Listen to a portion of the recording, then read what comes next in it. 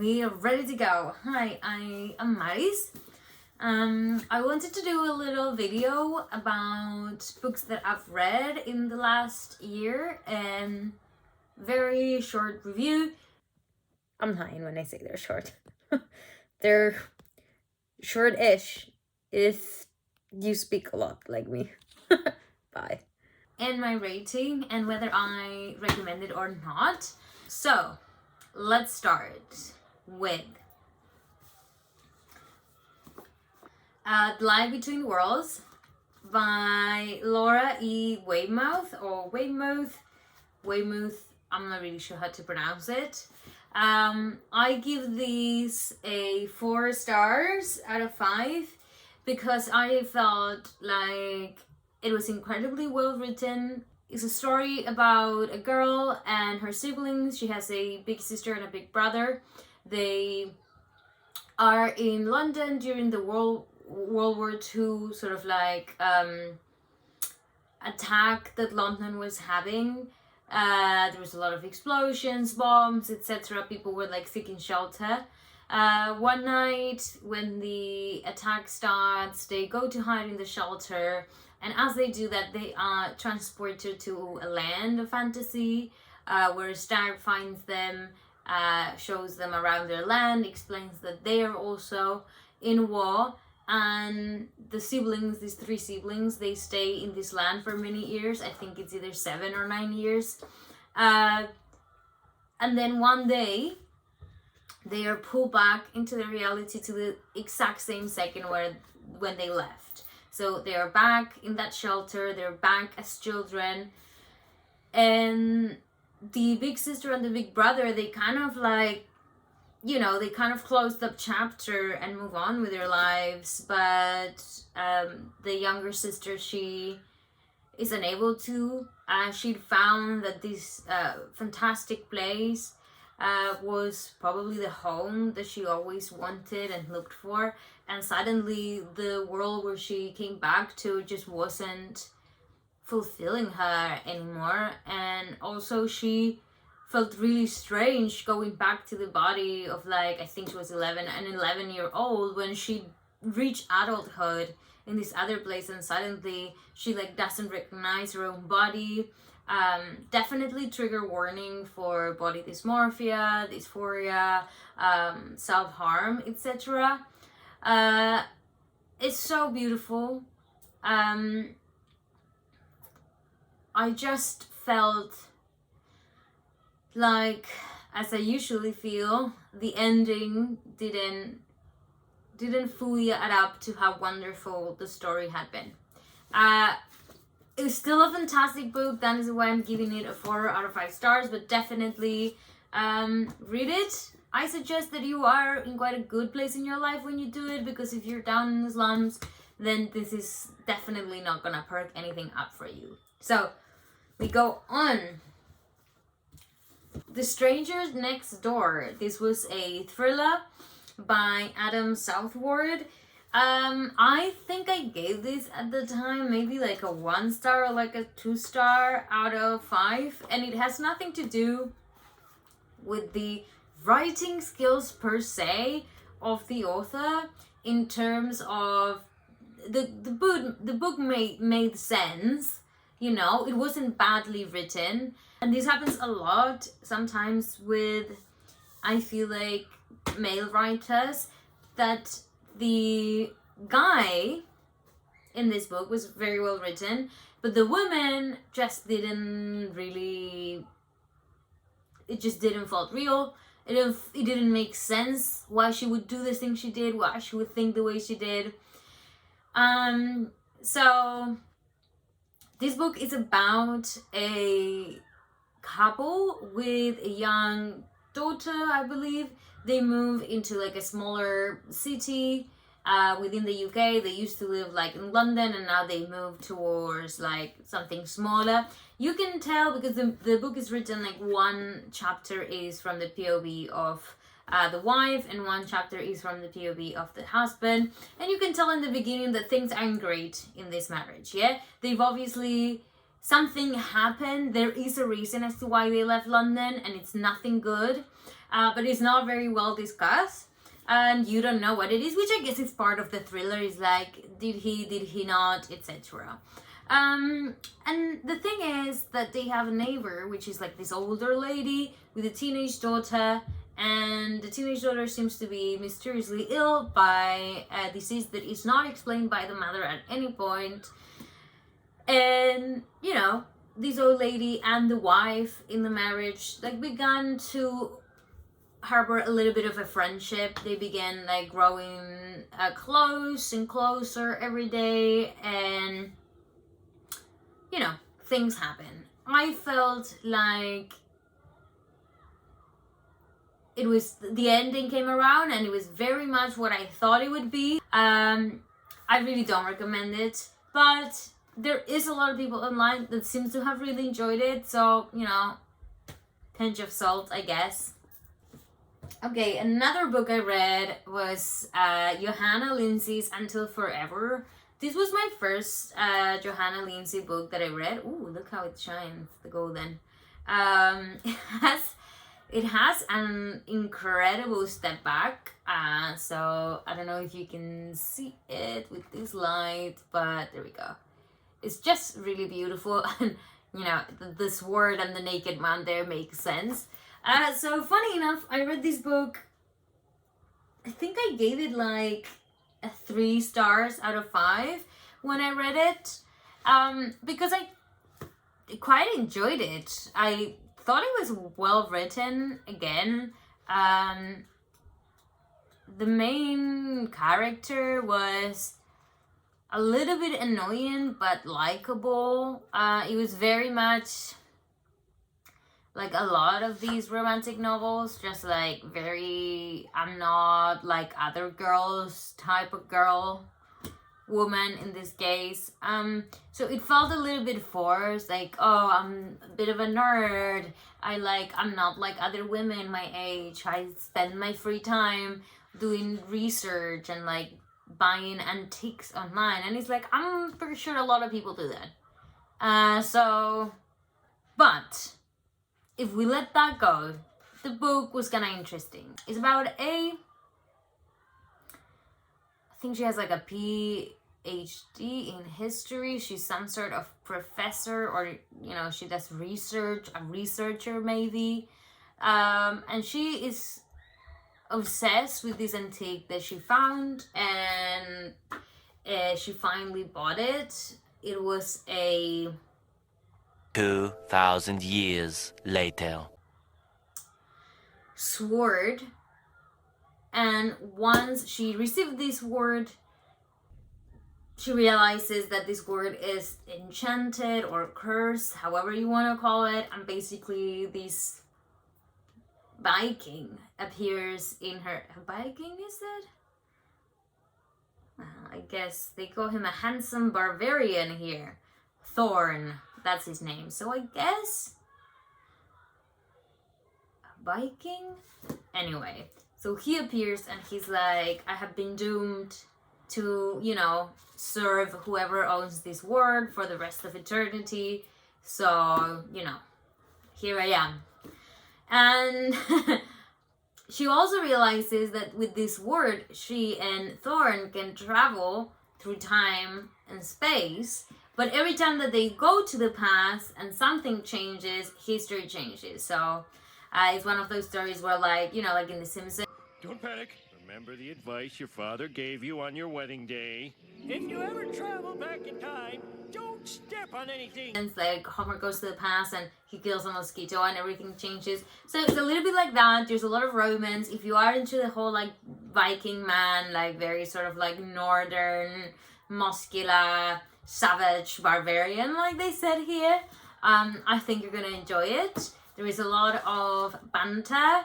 I really like Thorn. I felt he was a very lovable character. And if you are interested at all in a little bit of English history, go give it a read. Why not? So, Until Forever by Johanna Lindsey, 3 out of 5 stars.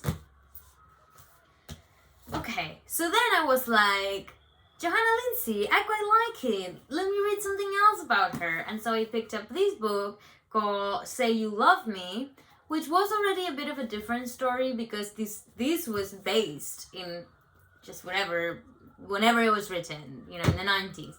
But this was a couple of centuries ago, I guess. This young woman, realizes that her family is in some really big debt. So what she does is she basically allows herself to be sold at an auction for somebody to buy her, like a man to buy her. And these men pay like a lot of money, but basically you become their property and you become like their mistress, I guess. So it was very bizarre to me, the concept of the book.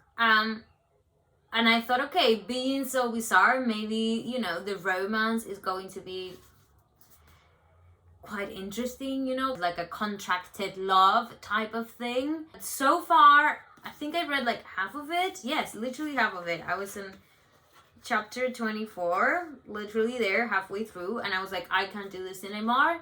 I hated it. I really dislike it. I don't know if it gets any better, but so far there, it was insufferable.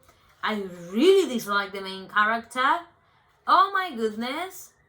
And the love interest is cute. He is sort of interesting, but not really that much. And there's all this talk about his family.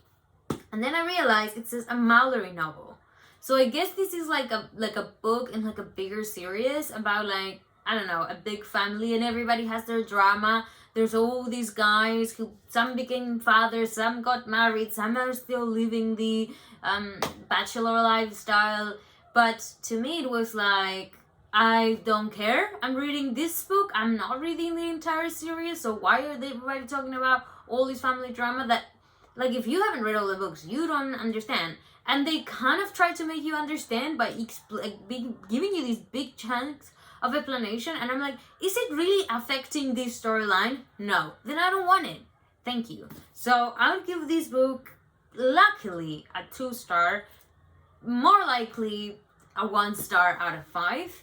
And I don't think I'm gonna finish it. So it was like 50-50 with Lindsay.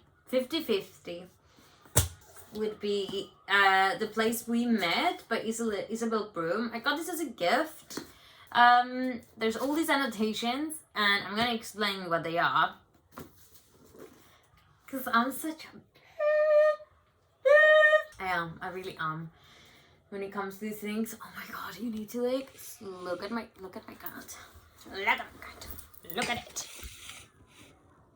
Hello, bebecito. How are you, my baby?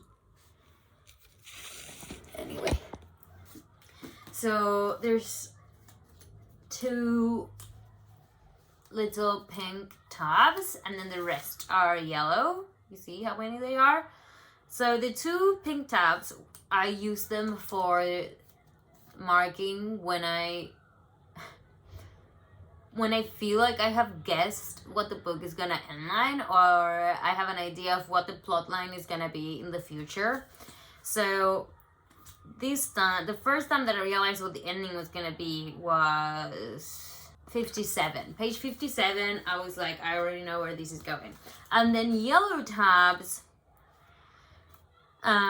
where for every time one or more characters, mostly the main character, annoyed me so much when something they said was like insufferable, or like something about the character building is like nobody would do that, or like if somebody does it, they're idiots, you know what I mean?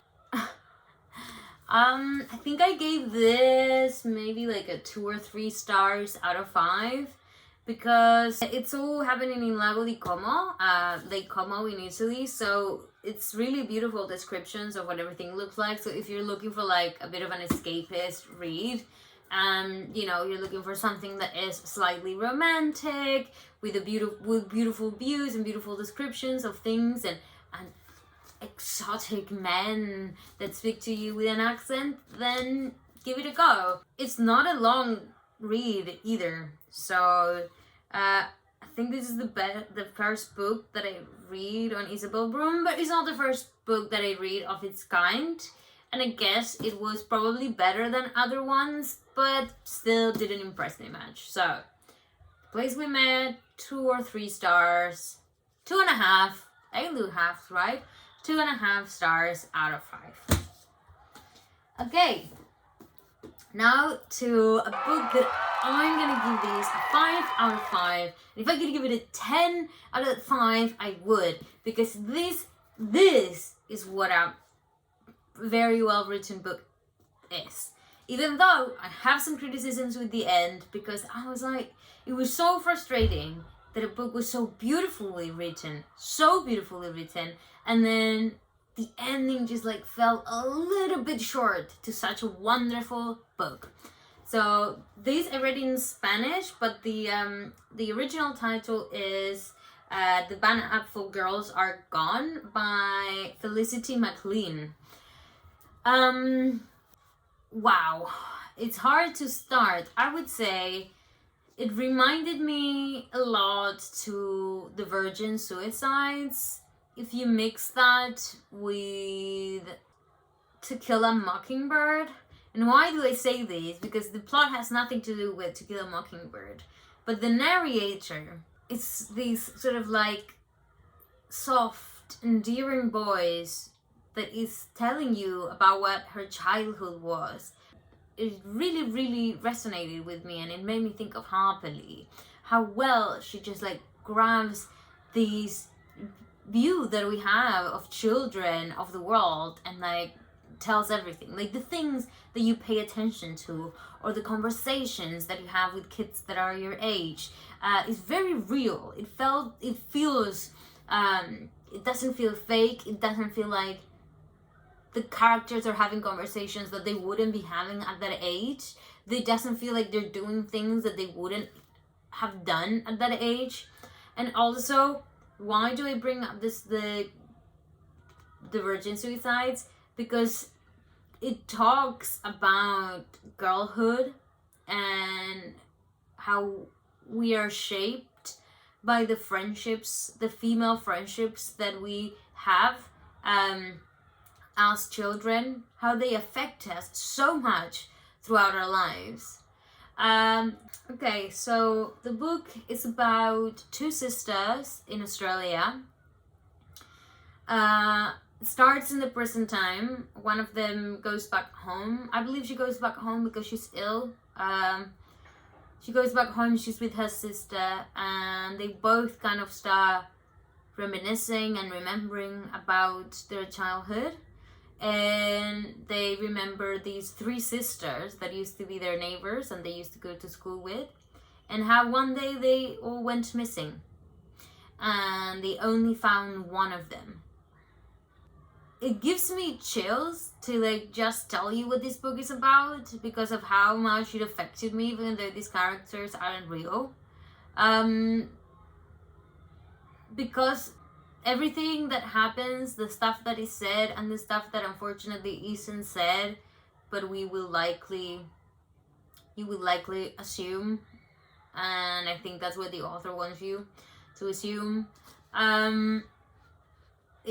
It's stuff that happens every day to girls and to women around the world. So if you're ready to be incredibly absorbed by a book and be unable to do anything but read, then definitely give The Pineapple Girls Are Gone a read. 5 stars out of 5.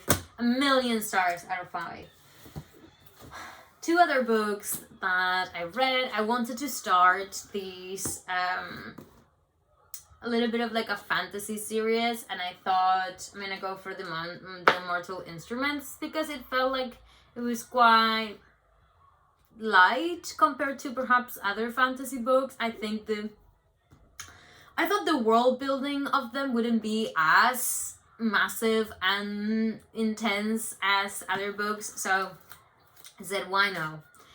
I hadn't watched the movie. I watched it after finishing the first book. So I read the first one and the second one. they're okay. I would give them maybe like I give the first one a 3-star out of 5, and I give the second one a 2-star out of 5 because I really dislike the second one.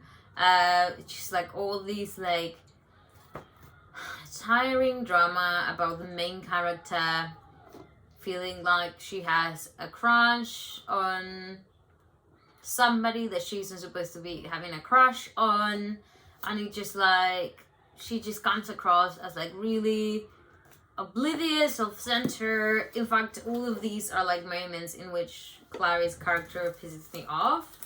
As you see, I do that a lot. And I'll probably read the rest of the series just to say I've done it and maybe it gets better, and also because I want to know about Simon.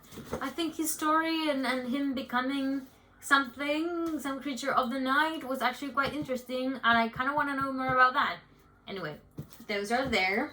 Another romance that I read was Linda Lair Miller, Time Without End. I grabbed this because it was a bit of a vampire romance, and I thought, that's interesting. It gave me like Queen of the Dam movie vibes, so I thought, why not?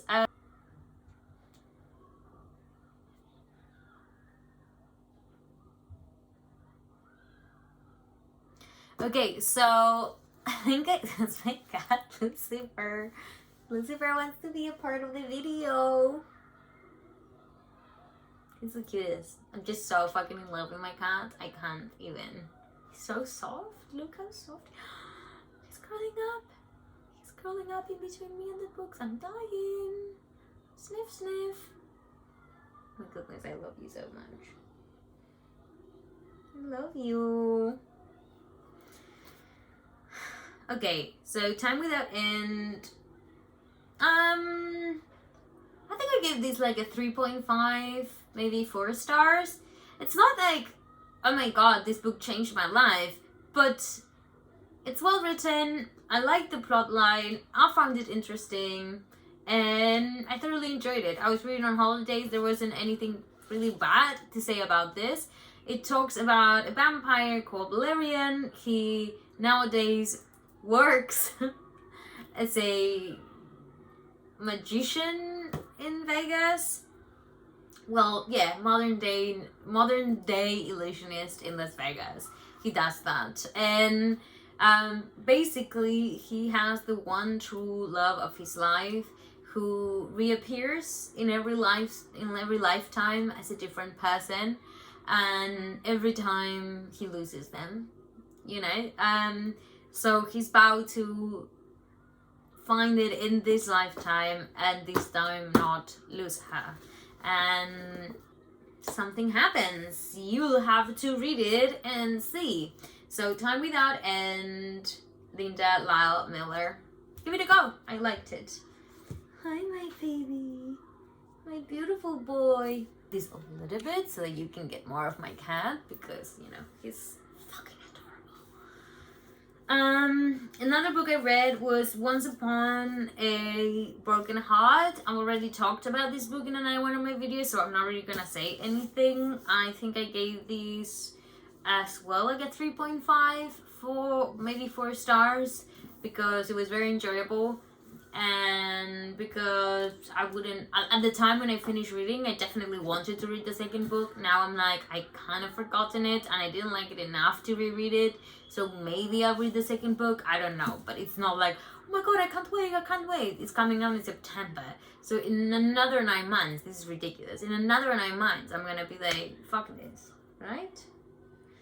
And then Lake's Edge. I give these a... this is hard. I'm also gonna give it a 3.5 stars, maybe 4. This is, yeah, maybe more of a 4.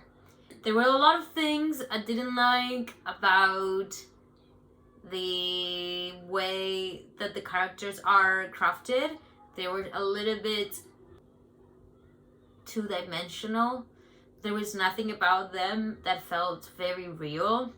In fact, the bad guy in the book is so much more enticing, thrilling, exciting, and attractive than anybody else in the book.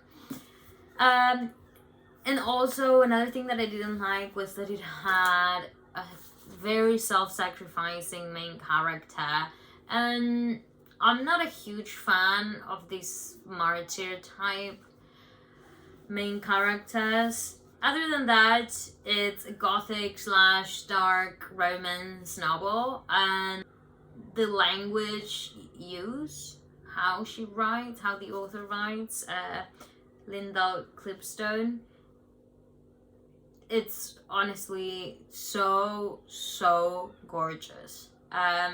She has a beautiful prose, absolutely beautiful prose. And it was quite an interesting story. Basically, there's this girl and her brother. Her brother is every once in a while possessed by some dark forces, and she is trying not to get ostracized by the commune / small community where they live. They get picked up by like the lord of the land because he sees what happens to the brother, and I guess in a way he himself feels like something very similar happened to him a few years ago. So he invites them to live in, well, invites them, he practically forces them to live with him in the house where, legend has it, rumor has it, not old enough to be a legend, he murdered his entire family. So dodgy, I would say. But they go live there because I guess they have nowhere else. Their life at home is not very good. Their mom is quite violent, so they just take off and they go to Lake's Edge, and things unravel. There we go. Okay, so that's pretty much it for now, and oh my god, look at that face. He's literally resting on the books. Ooh, flippity flop. Anyway, that's it. I am going to also do a video on the books that I have either purchased throughout 2022 that I want to definitely read on 2023, and yeah, a little bit of a book haul and what I'm excited to be adding to my read list on 2023. Happy New Year to everybody. I know it's a little bit late in the month, but it's still the first month of the year, so why not? And I'll see you soon. And Lucifer will see you soon. Please don't break my books.